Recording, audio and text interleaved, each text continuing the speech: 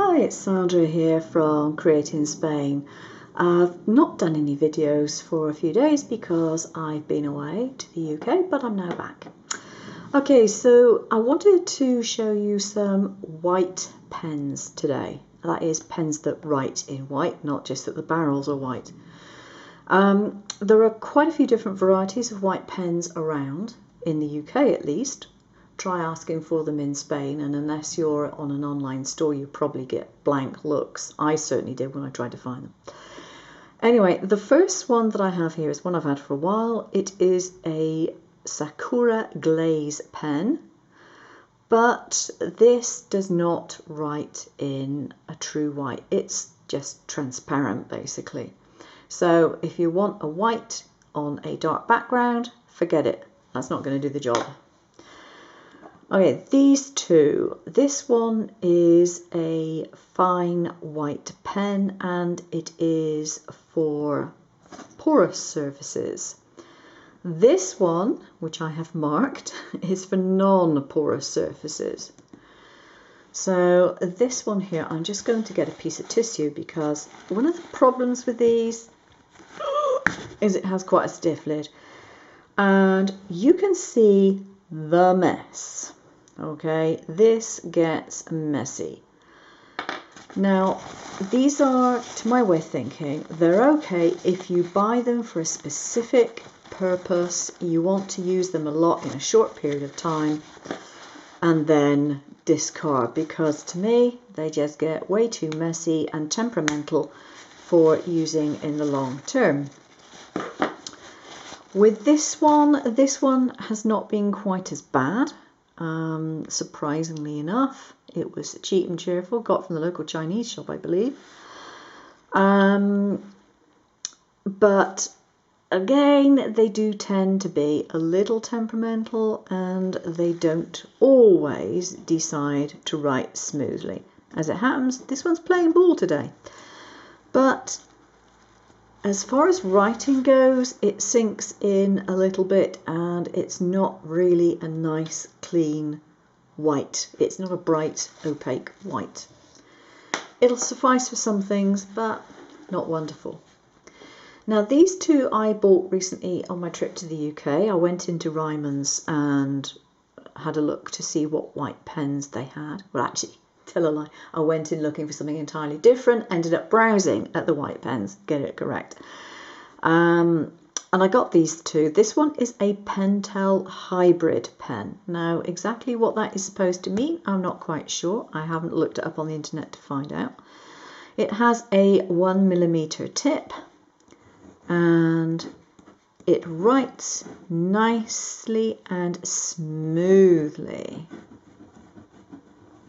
Okay, I'm not writing particularly slowly to do this, although I was told in the shop that that is probably what you're supposed to do, is make sure you write fairly slowly. I'm also not writing at my normal writing angle, obviously, because I've got the camera in front of me, in between myself and the paper that I'm writing on. But it does seem to do a reasonable job, and it writes quite smoothly. I'm quite happy with it. However, this one is the Signo by Uniball, and this one is my favourite. I love this white pen. Now, as long as it keeps doing what it's doing at the moment, I will remain in love with it. But as I said, I've only recently purchased them, so I can't verify their longevity. This one, again, writes nicely. And it writes very smoothly. The ink flows really nicely. The difference is that this one is a more opaque white. I don't know if you can see the difference on camera, but I can certainly see the difference in front of me. This one, the Uniball, is a much more opaque white than this one. This one is slightly thin and translucent. This one is much more opaque. So as white inks go, so far this would be my recommendation. I make it plain. I have not been sponsored in any shape or form for any of these. Bought them all myself. And this one is definitely the one that I would go for if I was having to buy another pen tomorrow. I will wait and see how well it does long term. I have heard good reports of this pen, which is one of the reasons why I did pick it up. So I'm hoping that those reports will be well founded and I will be able to use it far more accurately and cleanly than any of the ones that I've had previously. Now, the one thing that I haven't done is seen how it writes on something like glossy card. Hold on a second. I'll see if I can locate some glossy card in my stash to see how it writes on that. Okay, I'm going to give it a really good test now because I've got some silver foil card. If it writes on this well, I'll be very pleased. Okay, let's see how it does. I'll test that one out, and I will, just to be fair, test the other one out as well. And I'll give that a minute or so to dry. While I'm waiting for that to dry, I wanted to mention that I did manage to get on my travels some Winsor & Newton colourless art masking fluid. And I've given this a little bit of a try out. It looks white in the bottle, but when you apply it, it goes colourless. When it's dry, it's colourless. Now, it's not designed for leaving on your paper or your artwork permanently. It's designed to be put on and removed, as are most masking products. Not all of them, but most. And it seems to do the job reasonably well. Doesn't seem to have any bad effects on the surfaces that I've put it on.